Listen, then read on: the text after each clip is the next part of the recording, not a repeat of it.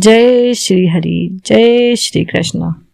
महाभारत काल में एक बार अर्जुन ने विनम्रता से भगवान वासुदेव से पूछा, हे प्रभु, चैत्र मास के शुक्ल पक्ष में जो एकादशी आती है उसका क्या नाम है, उसका व्रत कैसे किया जाता है और उसका क्या फल मिलता है।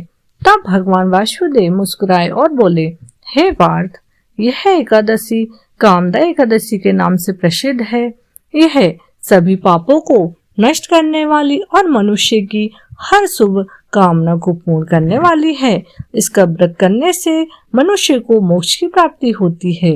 भगवान ने आगे कहा, इस व्रत की महिमा इतनी महान है कि इसके प्रभाव से राक्षस योनि में पड़े जीव भी मुक्त हो जाते हैं, और जो व्यक्ति श्रद्धा और विधि से इस व्रत को करता है उसे यज्ञ, दान और तप के समान फल प्राप्त होता है।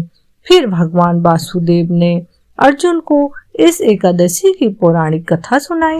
प्राचीन समय में रत्नपुर नाम की एक दिव्य नगरी थी, जहाँ पुंडरीक राजा राज करता था। उस नगर में गंधर्व, किन्नर और अप्सराएं निवास करते थे और हर समय संगीत व नृत्य का वातावरण रहता था। उसी नगर में एक सुंदर गंधर्व था, ललित। उसकी पत्नी ललिता अत्यंत रूपवती और पतिव्रता स्त्री थी। दोनों का प्रेम बहुत गहरा था।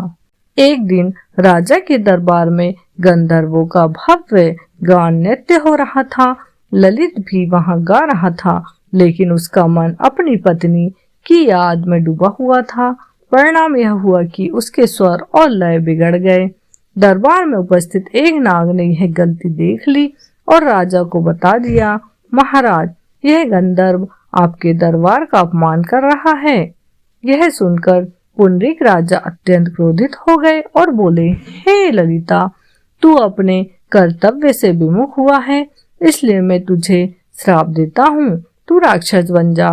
तुरंत ही ललित एक भयानक राक्षस बन गया। उसका शरीर विकराल और डरावना हो गया। यह देखकर उसकी पत्नी ललिता का हृदय टूट गया, लेकिन उसने अपने पति का साथ नहीं छोड़ा।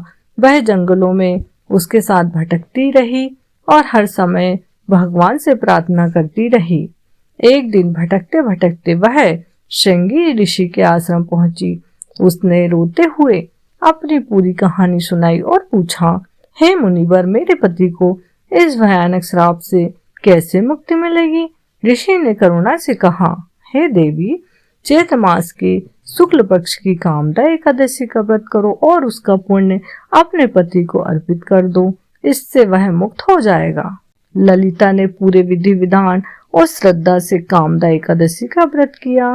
द्वादशी के दिन उसने व्रत का फल अपने पति को अर्पित किया। व्रत के प्रभाव से ललित तुरंत राक्षस योनि से मुक्त होकर फिर से सुंदर गंधर्व बन गया। दोनों पति पत्नी अत्यंत प्रसन्न हुए और भगवान का धन्यवाद करते हुए सुखपूर्वक जीवन बिताने लगे। ये कथा सिखाती है कि भक्ति और सच्चा प्रेम सबसे बड़ी शक्ति है। व्रत और श्रद्धा से असंभव कार्य भी संभव हो जाते हैं। भगवान विष्णु अपने भक्तों की हर सच्ची प्रार्थना अवश्य सुनते हैं। यह व्रत सभी पापों, दोषों और कष्टों को दूर करता है। हे भक्तों, कामदा एकादशी केवल व्रत नहीं बल्कि विश्वास और प्रेम की परीक्षा है। भगवान वासुदेव आपके जीवन में सुख, समृद्धि और शांति लाए।